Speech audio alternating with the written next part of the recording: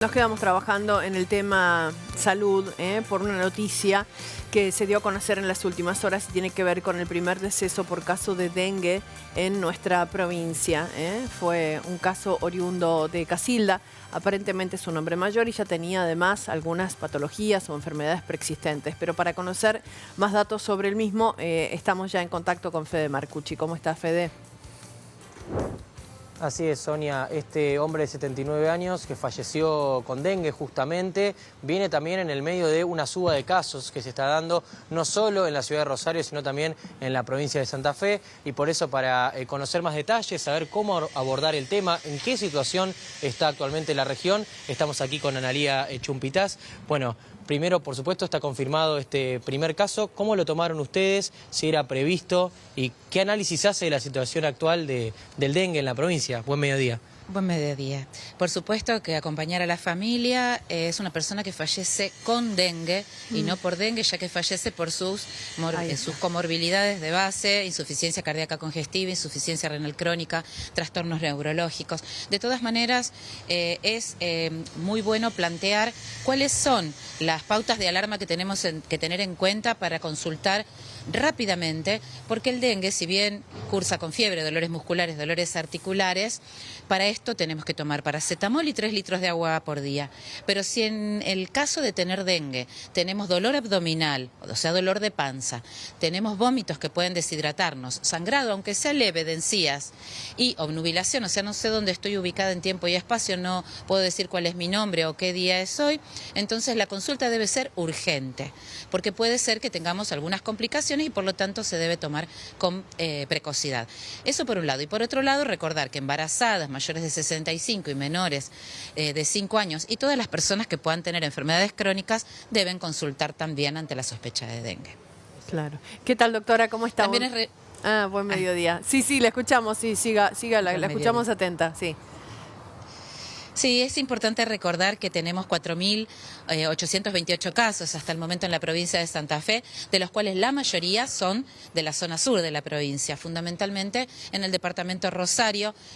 También tenemos otras localidades que han pasado a fase de brote: Rosario, Pérez, Fuentes, Casilda y Villa Trinidad en la zona centro-norte en el departamento San Cristóbal. Claro, de estos casos confirmados de dengue, ¿hubo muchas internaciones? ¿Un porcentaje alto?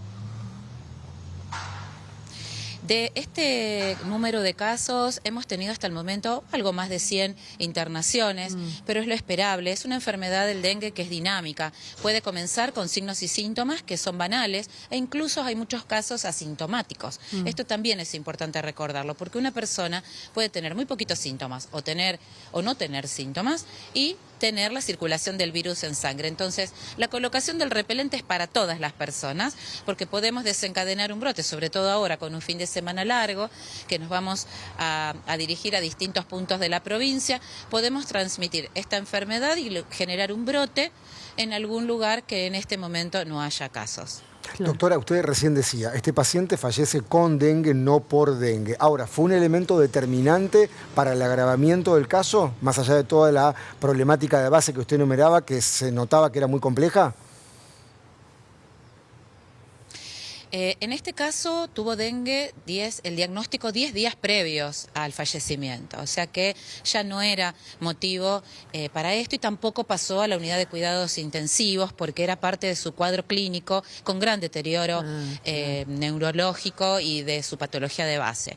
De todas maneras decimos, hay una letalidad, el dengue tiene una letalidad de 0,05, que es importante tener en cuenta. O sea que si bien decíamos el año pasado cuando nos preparábamos en el invierno con el programa Objetivo Dengue que íbamos a tener casos y que íbamos a tener probablemente personas con gravedad, también decimos que hay una letalidad y que por lo tanto uno tiene que estar atento a todo esto para que no ocurra alguna situación de complejidad. En ese sentido, Chumpitaz ya no discrimina más el dengue. Estábamos acostumbrados antes a verlo quizás en barrios más populares donde había más viviendas precarias. En ese sentido, ahora ya está disperso por todos lados, inclusive las personas que quizás trabajan al aire libre están más expuestas. Sí, en realidad, con respecto a esto, recordar que es una problemática intradomiciliaria prácticamente, porque el vector, que es Aedes aegypti, suele estar dentro de nuestros domicilios, no se mueve demasiado, entonces Importantísimo recordar que el que más está afuera, o sea, en los patios, en los parques, es el culex, que es el mosquito que pica, que es el mosquito charquero, que se reproduce en espacios de agua y que sus huevos los coloca pegados unos a otros en forma de balsa.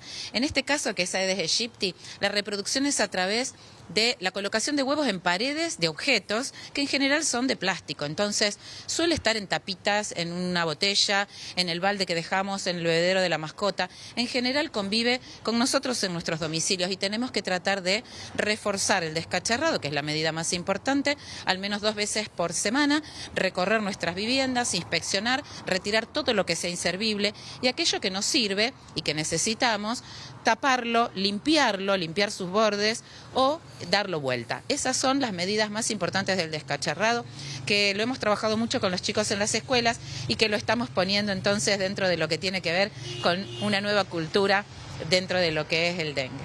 Quienes tengan alguna patología particular, ¿no?, de enfermedades preexistentes, deben tener más cuidado. ¿Hay algunas personas que deban tener más cuidados que otras? Sí, por supuesto, como referenciaba en un comienzo, hay un grupo de riesgo que son las embarazadas. Las embarazadas deben concurrir al control rápidamente cuando tienen sospecha de tener dengue. Es un grupo en el que todavía sostenemos, aún estando en algunas localidades en brote, que decimos cuando pasa a una fase de brote en una localidad ya no se le pide más laboratorio a toda la gente, pero las embarazadas mayores de 65, menores de 5 años y personas dentro de este grupo etario con otras comorbilidades son grupos en los que tenemos que tener mucho control y todavía le debemos pedir el laboratorio, que es la PCR, o sea, biología molecular. Claro. Entonces, y acá llegaban unas preguntas, pero digo, los bebitos sí, porque es menores de 5 años. Mamá, lactante ya no estamos hablando de una embarazada y de hecho la otra vez creo que una pediatra sugería que la lactancia materna era muy buena en estos casos, ¿no? Exactamente, la lactancia es fundamental en todos los casos. Nosotros promovemos la lactancia y siempre es conveniente no suspender la lactancia, por supuesto, continuar con ella, pero sí controlamos a la mujer embarazada y en los partos también hacemos los controles, obviamente, porque es un grupo que decimos es de riesgo. ¿Qué pasa con los casos graves? Recién Sonia le preguntaba por internaciones. Se dijo mucho que aquellos que ya habían tenido dengue, si volvían a tener esta patología, se les iba a complicar. ¿Lo están notando en este otoño de 2025? ¿Casos graves por personas que ya habían tenido dengue?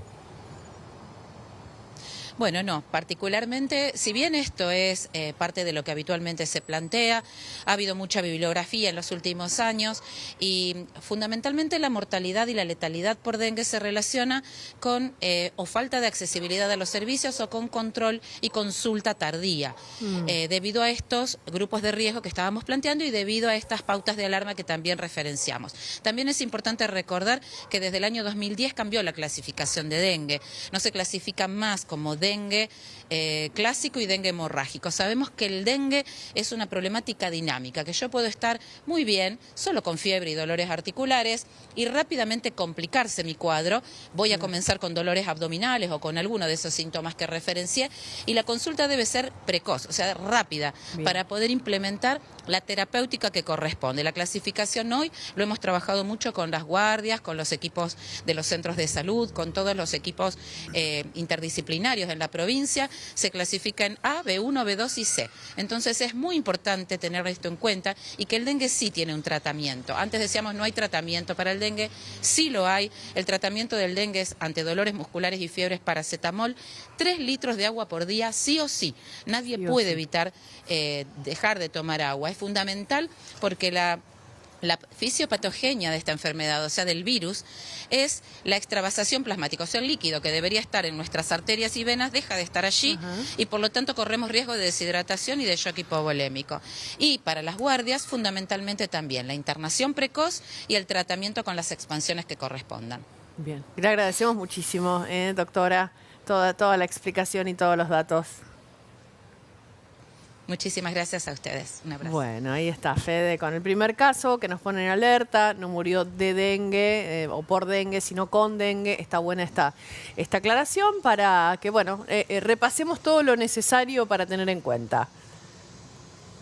Efectivamente, Sonia, e importante lo que dijo la doctora, seguir con todos los trabajos intensivos de prevención desde casa, eso es lo fundamental para que no sigan subiendo los casos y por supuesto siempre hay que estar alerta y precavidos. Bueno, muchas gracias a ambos. Hasta luego.